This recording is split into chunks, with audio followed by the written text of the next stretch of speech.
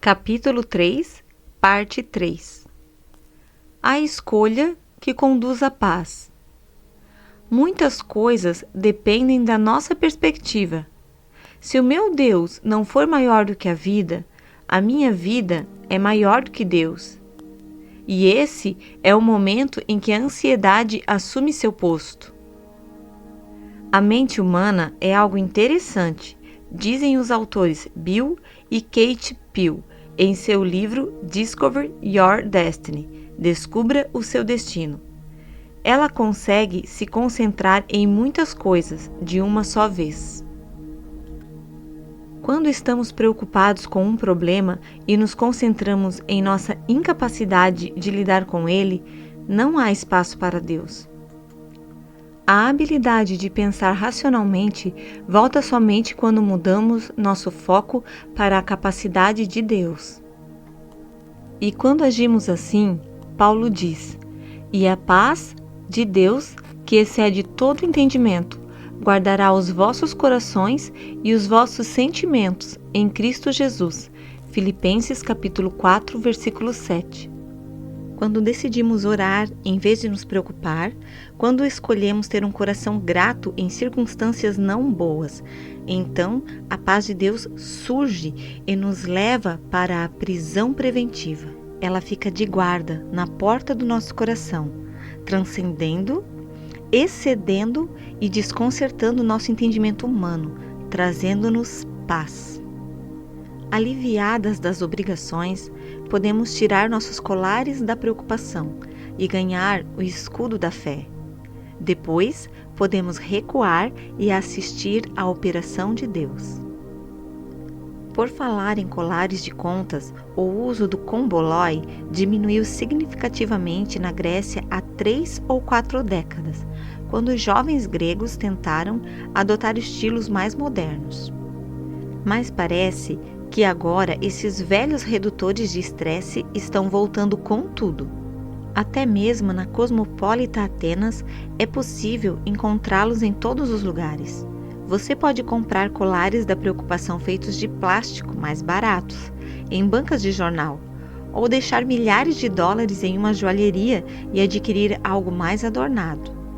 Executivos internos Armani tocam em suas contas de marfim e nas lisas pedras negras. Homens idosos dão estalidos em contas de madeira. Jovens gregos deprimidos giram seus colares de contas, comparando estilos e etiquetas de preço. É uma tradição que ainda traz uma forma de conforto. Pergunto-me, quantos deles conhecem a origem do komboloi? Gostaria de saber se eles se ocupam dos toques e estalidos com o propósito original que esses colares representam. Komboloi, você sabe, foi usado primeiro em outras culturas com única finalidade de contar orações. Conta a conta, oração a oração. Komboloi foi uma expressão visível de um coração dedicado a Deus. Essa é a mesma escolha que nos é oferecida hoje. Nós vamos orar ou vamos nos preocupar? De fato, não podemos fazer os dois. O campo de batalha da mente. Quanto ao mais, irmãos, tudo que é verdadeiro, tudo que é honesto, tudo que é justo, tudo que é puro, tudo que é amável, tudo que é de boa fama, se há alguma virtude, se há algum louvor, nisso pensai. Filipenses capítulo 4, versículo 8. Paulo conclui seu conselho sobre a preocupação com uma lista de coisas que merecem reflexão. No que é excelente e digno de louvor, ou naquilo que é sórdido e desprezível? Entra lixo, sai lixo. Todas nós já ouvimos o ditado: aquilo que colocamos em nossas mentes afeta nossos corações. E a boca fala do que está cheio o coração. Nossas mentes se agitam, nossa concupiscência queima e as vidas se destroem. Não podemos subestimar o efeito de nossos pensamentos. A guerra da preocupação, bem como a batalha da tentação, é vencida e perdida no campo de batalha de nossas mentes. Os olhos acinzentados da jovem mulher moveram-se rapidamente atrás dos óculos de aro de metal, no momento em que ela observava a biblioteca abarrotada.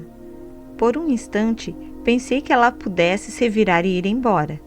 Mas, em vez disso, dirigiu-se até a mesa do bibliotecário e esperou por sua vez. Você tem algum livro sobre medo e preocupação?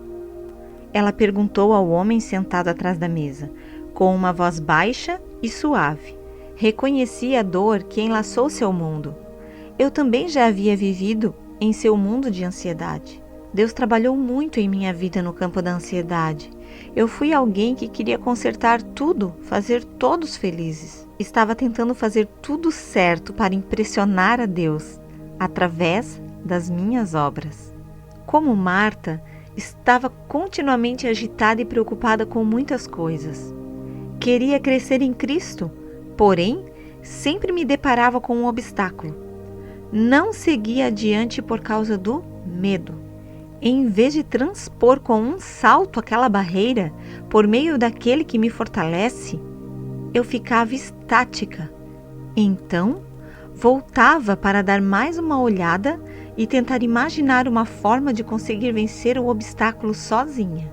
Agora, na biblioteca, eu me perguntava se teria uma chance para compartilhar o que Deus fez por mim. A jovem veio até mim com os braços cheios de livros sobre superação do medo. Eu deveria interrompê-la, Senhor? Meu coração sussurrou. Mas ela e o bibliotecário continuavam conversando. Então esperei. A propósito, ouvi a jovem perguntar: Você tem o último livro do Stephen King? Uma nova mente. Fico embaraçada em admitir que não falei com a jovem mulher. O momento certo para abordá-la parecia perdido em ironia e falta de habilidade. Voltei ao meu trabalho sentindo que meu conselho não seria bem aceito naquele momento. Tenho experiência de que Deus não nos afasta de nossos amigos, aqueles que procuramos para nos confortar, mesmo aqueles amigos que não são bons para nós. Devemos estar dispostos a libertá-los através de nossa própria iniciativa, e até que o façamos, a batalha na mente vai ficando mais intensa. Muitos de nós, até mesmo cristãos, reclamamos da luta contra o pecado, mas depois, secretamente, fornecemos a Satanás a munição de que ele precisa. Sabemos que não deveríamos ler aquele livro. Sabemos que a conversa ao telefone de ontem não glorificou ao Senhor. Sabemos que a relutância em perdoar que abrigamos por tanto tempo está se fortalecendo, mas ainda nos apegamos a isso. E depois nos perguntamos por que temos tantas dificuldades para fazer mudanças positivas em nossas vidas. Devemos estar dispostos a assumir uma postura ativa na batalha contra a ansiedade. Por muito tempo, permiti que Satanás tivesse acesso total à minha vida. E assim, dei-lhe liberdade para reinar. No entanto, quando comecei a levar cativo todo o entendimento à obediência de Cristo, 2 Coríntios capítulo 10, versículo 5, a ansiedade começou a perder sua influência. Em vez de me desviar do caminho com medo, observei novamente cada pensamento. Muitos eram incógnitos, disfarçados como emoções normais. Contudo, em vez de distraí-los, algemei os pensamentos intrometidos que causavam medo e os levei a Jesus. Juntos, nós os interrogamos com duas perguntas. De onde você veio? Qual a origem desse medo? É real ou imaginário? Aonde você vai? Esse pensamento vai me conduzir a Deus ou ao medo? Posso resolver esse problema ou deveria transferi-lo para Cristo? Por um tempo, dei liberdade aos meus pensamentos, sem saber que se Satanás controla meus pensamentos, ele me controla. Antes disso, eu deixava desatenta que as minhas emoções me conduzissem aos caminhos traiçoeiros da autoconfiança, em vez de confiar em Deus. Permitia que as preocupações me levassem às águas venenosas da dúvida. Meus medos me fizeram descansar nos verdes pastos da autocompaixão, mas isso não durou a vida toda. Uma nota à margem da antiga versão revisada da Bíblia inglesa usa o termo imaginação, na passagem de Isaías, capítulo 26, versículo 3. Tu conservarás em paz aquele cuja imaginação está firme em ti. A palavra cresceu aos meus olhos no dia que li essa tradução peculiar. Era o diagnóstico que eu precisava ouvir. A imaginação havia controlado minha vida durante tanto tempo que cresceu como um cão pastor gigante, percorrendo sem limites as campinas da minha mente. Minhas emoções seguiam a imaginação como filhotes brincalhões, incertos do lugar para onde estavam sendo levados, mas muito felizes com o passeio. Aqui, imaginação! Aqui, garota! Era o que eu gritava às vezes. O puxão que me conduzia ao medo era forte ao ponto de somente outro comando mais forte ser capaz de me levar de volta ao centro. Eu tinha que apontar para um ponto ao meu lado e instruir a imaginação e qualquer outra emoção perdida para se dirigirem para lá. Loucura? Talvez, mas deu certo para mim. Nada poderia ser mais maluco do que o meu modo ansioso de viver. Comecei a procurar nas Escrituras versículos sobre o medo, a preocupação e a mente. Quando encontrava um versículo que se encaixava, eu o decorava. Então, quando a tentação do medo vinha, eu respondia com a palavra de Deus. Porque Deus não nos deu espírito de temor, mas de fortaleza e de amor e de moderação. 2 Timóteo, capítulo 1, versículo 7. À semelhança do rei Davi em Salmos, capítulo 1, versículo 2, comecei a meditar na palavra de Deus de dia e de noite. A palavra meditar pode ser comparada com uma vaca mastigando o alimento. Em vez de remover meu problema, treinei minha mente para ruminar as promessas de Deus. E quando eu, com a ajuda do Espírito Santo, me lembrava da palavra, algo emocionante acontecia. A ansiedade desaparecia diante da verdade. Então, a paz, o tipo de paz que acalmou a violenta tempestade dos discípulos, surgia. O tipo de paz que apenas Jesus pode dar. Paz. Sossegai. A perfeita paz.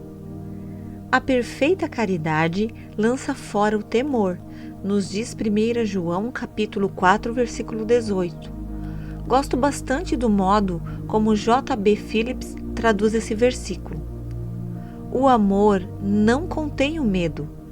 Antes, o amor inteiramente desenvolvido repele cada partícula de medo, porque o medo sempre contém a tortura do sentimento de culpa. Isso significa que o homem que vive no medo ainda não teve seu amor aperfeiçoado. Esse versículo é bastante proveitoso para mim, pois indica a raiz do hábito de me preocupar. Eu era ansiosa pela mesma razão que o primeiro homem e a primeira mulher. Não era segura em relação ao amor de Deus. Bem, eu sabia que era salva e que se morresse, iria para o céu. Mas, em algum ponto da jornada, distorci tudo e comecei a pensar que deveria fazer algo para merecer o amor de Deus. Se conseguisse ser boa o suficiente, então Deus me amaria. Naturalmente, acabei tropeçando várias vezes. Em cada vez, eram necessárias semanas para eu sentir que estava ao lado de Deus novamente. Não era por acaso que me preocupava. Não era por acaso que tinha medo. Constantemente eu buscava folhas de figueira, tentando encobrir minha imperfeição. Quando Jesus disse, Marta, Marta, tão mansamente, naquele dia agitado em Betânia, estava falando com você e comigo também. Com amor, se ouvirmos, ele sussurra o diagnóstico concernente ao estado de nossa alma. Você está preocupada, salienta. Você está ansiosa. Não apenas com a refeição, mas com tudo. E com o diagnóstico vem a escolha. Venha encontrar o amor, Jesus nos convida. Venha ao encontro de um amor tão perfeito que cobre todas as transgressões e a declara inocente.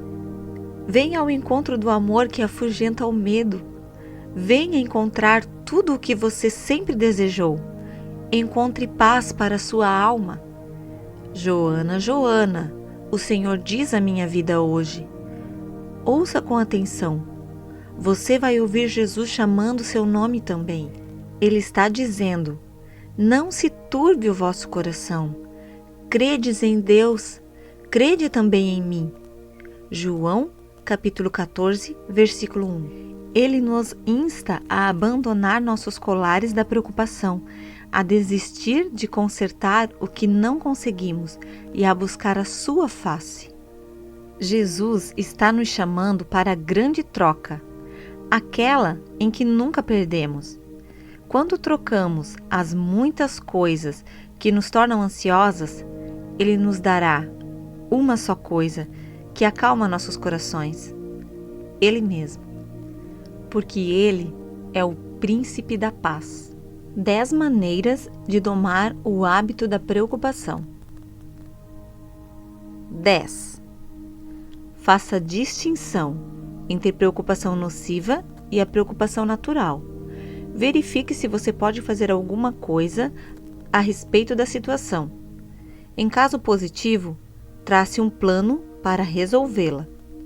Provérbios, capítulo 16, versículo 3. 9. Não se preocupe sozinha. Compartilhe suas preocupações naturais com um amigo ou conselheiro. Você pode receber conselhos úteis. Conversar sobre seus temores com alguém sempre revela soluções antes invisíveis. Provérbios, capítulo 27, versículo 9. 8.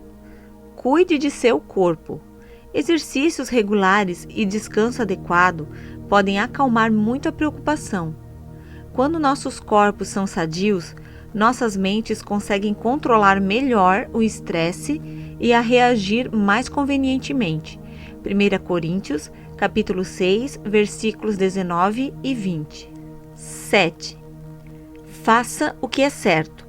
Uma consciência culpada pode causar mais ansiedade do que um mundo de problemas. Faça o melhor para não ter uma vida reprovada. Seja cautelosa com os erros, confessando e buscando perdão. Atos, capítulo 24, versículo 16. 6. Veja o lado positivo. Concentre-se no que é bom à sua volta. Não se permita falar negativamente, ainda que sobre si mesma.